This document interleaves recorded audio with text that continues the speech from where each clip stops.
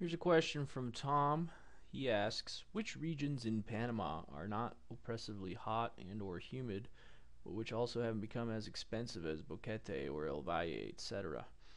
I'm just going to pull up a map of Panama. The highlands of Panama basically stretch through the middle of the country and carry on and actually combine with the Andes eventually. But so there's a backbone of highlands in Panama, and so if you follow, um, you know, the more or less the center of Panama, you'll find that's where the highlands are, and there are other communities besides El Valle and Boquete.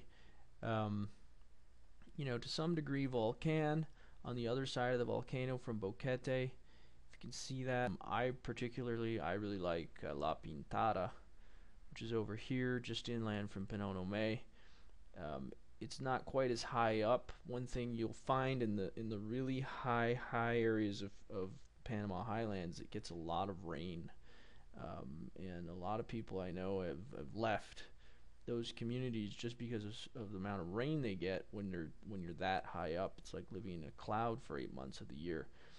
In La Pintada, it's a little bit lower. You still get a cooler climate, but without so much of the rain.